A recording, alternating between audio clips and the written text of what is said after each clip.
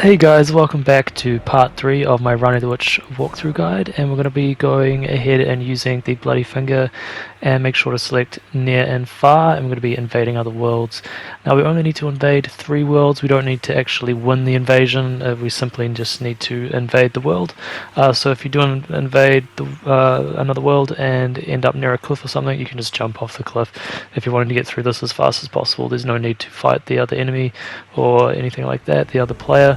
So now I'm in an actual other player's world, and I'm going to want to just see a cliff right there. I basically just run and jump off the cliff, and we've got to do this 3 times in total. You may be playing at a time when there's not many people online or your internet's not very good. Make sure you don't have any passwords set. And you want to try this, at the peak player times when if your internet's not that great. There's going to be more chance that you're going to invade someone else's world when there's going to be more players online, so the matchmaking will be better. And so just select both near and far again, and I'm quite fortunate. The 3 times I do this, I'm instantly invading other people's worlds, so that's not always the case when I've tried this, so it's just, got a bit lucky for the purposes of this guide, and all 3 times I invaded the other world, just right off the spot, didn't take any time at all. And I see they're not near any cliff, there's the enemy right there, or the friendly I should say. I just use a Bloodhound's finesse on him, and he dies pretty easily. Poor guy. His friend was trying to help him with Godric there. I point at the guy trying to help him. I'm not very good at PvP, guys. That was just pure luck, and he was not expecting me to run up to him and use Bloodhound's Fang. Obviously it appeared pretty quickly in his world. It's happened to me before when playing co-op. Other players can sneak up on you pretty quick there. I don't pretend to be some amazing PvP player because I'm not really play PvP that much. If I'm being honest with you, I'm more into just solo play, and also a bit of PvE with my friends every so often. But and I invade the 3rd world here for this one, and after you've invaded 3 worlds, then you can just progress to the next part of this little quest here. It takes me all the way to Dragon Barrow, and I'm just basically looking for that cliff. Quite not enough fall damage there to kill me, but that's okay. And as you can see over here, there's going to be another cliff which I can just jump off, and that will give me 3 total invasions, and I can progress to the next step. As you can see, this scarab here actually has a +9 somber smithing stone, which we're going to be grabbing later on in this guide when we're upgrading our sword even further to +9. So we're going to be coming here sort of later on. And being someone else's world, obviously we cannot interact with that enemy, and we cannot get the smithing stone earlier, which would have been pretty nice actually to just be able to grab that right there, but that's okay.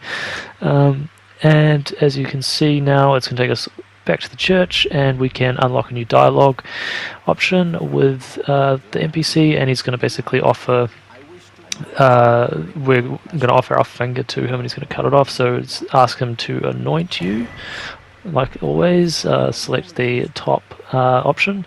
Oh, sorry, I skipped a step there. First we have to go over to here, so make a mark there, and travel to the side of grace that we grabbed earlier in the guide, before we can actually be anointed and do one last thing. And so we're going to make our way to the top of this hill here. It sort of crisscrosses or zigzags, so just follow where I go, and you'll be able to get there quite easily. There's a couple of sort of giant spirit enemies, but just like always, just run past them and you'll be fine. You can pick up stuff on the ground here if you want to as you're going up this hill. It's not really necessary, but there's a couple of faded earth leaves and things like that. Not really key items, but yeah, if you want to, you can grab them. Just just run past there's 2 spirit giants that you'll encounter, guys, so just run past them and make your way right up to the very top of the 4 belfries, and there'll be a site of grace at the top here which we want to grab just in case we die, because we're going to be versing a boss, basically the boss that we versed at the start of the game, but we're going to be a lot more powerful this time around. So make your way right to the tippy top, grab the site of grace just up here, so earth leaf flower if you need one, and then head on over to this chest right next to the site of grace, and there's going to be a key in here that we're going to use basically straight away. I mean, we've already picked one of these up, so that's fine, but just if you didn't happen to pick it up, there's one right there, and just run straight off this little ledge here and head on over to this stone teleport gateway thing and use the key in here. So it's just, if you follow exactly where I went, you should end up at the right one. There's 4 of them, so it can be a little confusing. Usually it'll say boss and things like that and travel to another location. So as you can see, the Site of Grace is just up there for reference.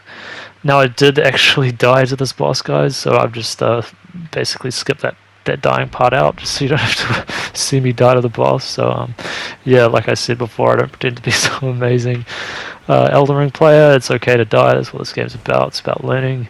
But yeah, I just got too greedy with the attacks, so I just died and had to reload, so I just skipped that bit out for you in the recording. So just use Bloodhound's Fang on this guy, dodge roll forward if you need to get closer.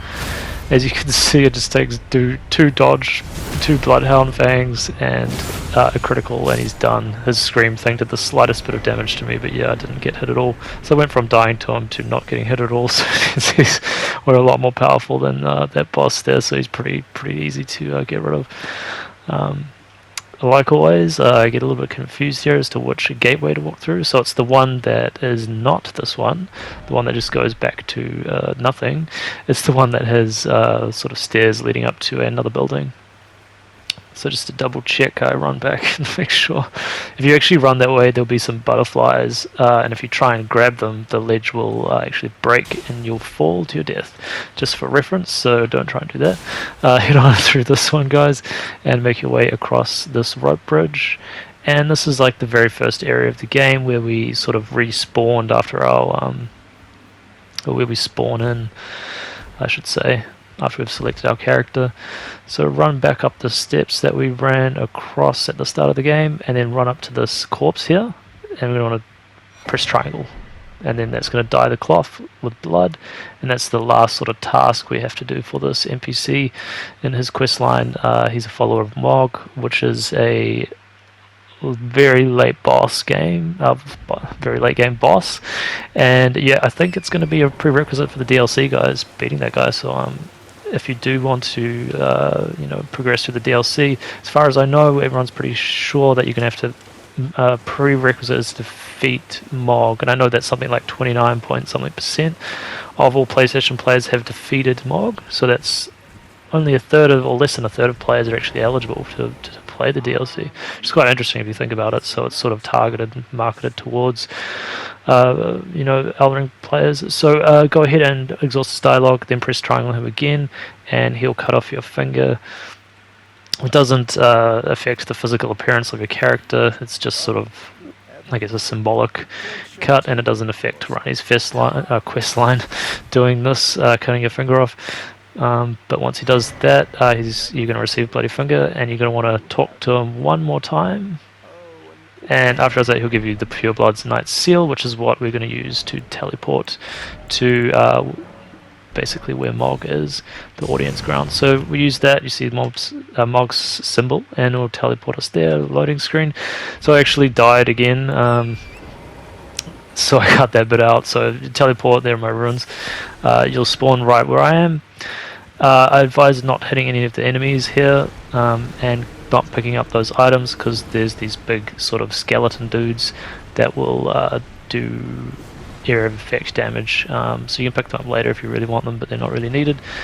So head on over this way, guys, past this sort of blood area, and make your way up this hill. I would not advise hitting these enemies like I do, because they start chasing you, and at our level, as you can see, that was a heavy attack. It did maybe a third of his health, and these are just, look how many of these enemies there are. So these are minor enemies, they're quite a high level, so I heal just to be safe. And it's the side of Grace up here, guys, that we're going to grab, and I'm going to show you this leveling technique that we're going to do, and this leveling technique we're going to be using to get to level 100. Or as high as you want to go, however much time you want to invest in this.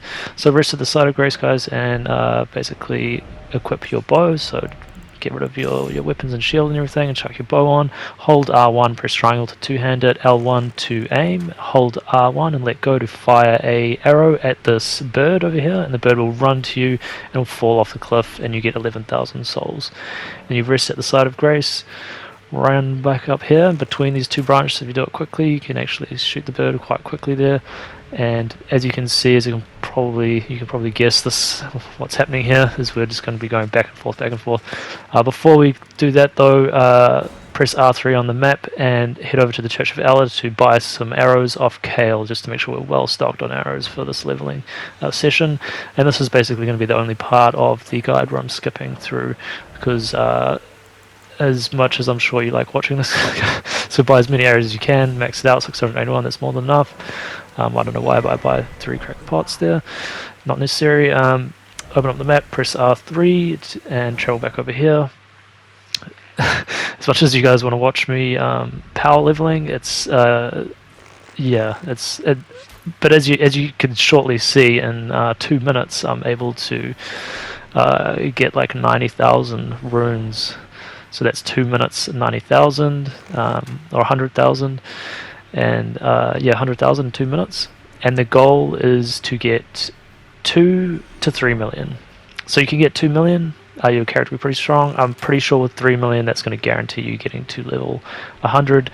If you want, you can start the next part of the guide and you'll see exactly how many ruins I received to get to the level I wanted to get to. But it's entirely up to you what level you get to. 11,000 ruins at a time and 3 million, that may seem like a lot, but as you can see, it literally takes seconds to get this guy. If you miss him, you can try shooting him from there.